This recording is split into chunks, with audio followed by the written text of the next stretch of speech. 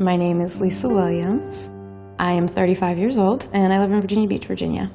So when I was 9 years old, in February of '86, I was playing outside with my brother Adam, and he actually laid down and didn't wake back up. And at that time, we didn't know what had happened other than that he had passed away.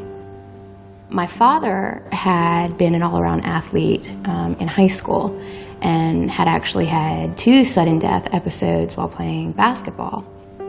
This was back in the 50s, and they hadn't diagnosed it quite the same, but he did know that he had a heart condition. Didn't realize that it was genetic at the time. In 2005, when I was diagnosed with the same heart condition that both my brother had died from and my father had received a heart transplant for, I knew that I needed a defibrillator, and so I had a traditional implantable cardiac defibrillator implanted, and I had several complications after that. Everything seemed relatively okay in the beginning, but then I started having some abnormal symptoms. I just kept questioning, like, my mom, she's in her 30s, like, why is this happening to her? And I just felt bad because I could see how badly she wanted to do things and just couldn't. My face would turn purple, and I had swelling in my neck and my face. The veins on the side of my neck would bulge out, which wasn't very pretty. And I got to the point where I couldn't sleep lying down on my back. I had to sleep propped up, sitting up. So at that point, we were concerned enough that I actually ended up in the emergency room, and we ran some tests. And at that point, my cardiologist described something called superior vena cava syndrome.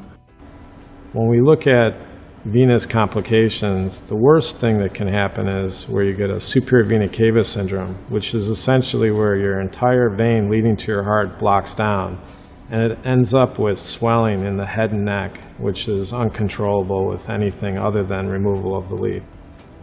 Well, I spent some time doing some research at that point. I wasn't real keen on leaving that wire in my heart and in my blood vessels, knowing the problems that I had.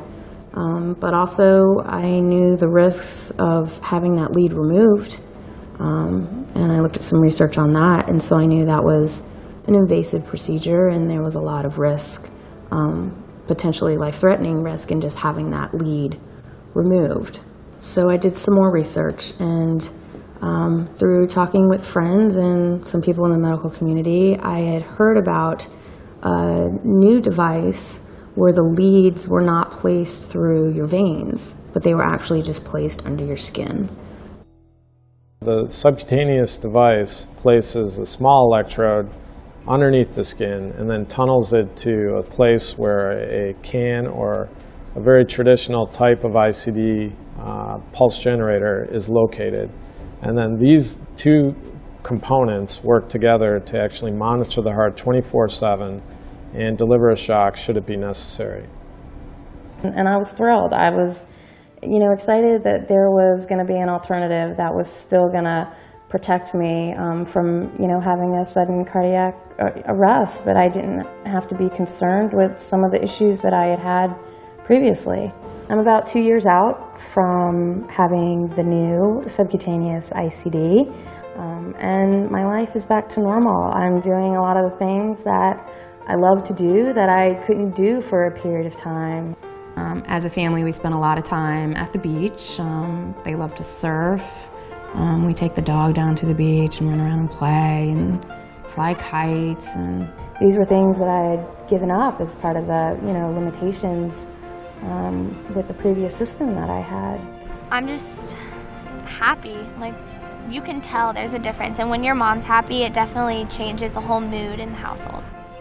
Yeah, I've seen a change in my mom. She seems a lot less stressed and more playful and relaxed, so it's a lot more fun. I look forward to, my daughter going to college, and my son wants to be a professional soccer player. And I look forward to all those things with them. You know, I look forward to living life again to the fullest, without limitations that I had before. Being able to get a good night's sleep, flat on my back. Life is good.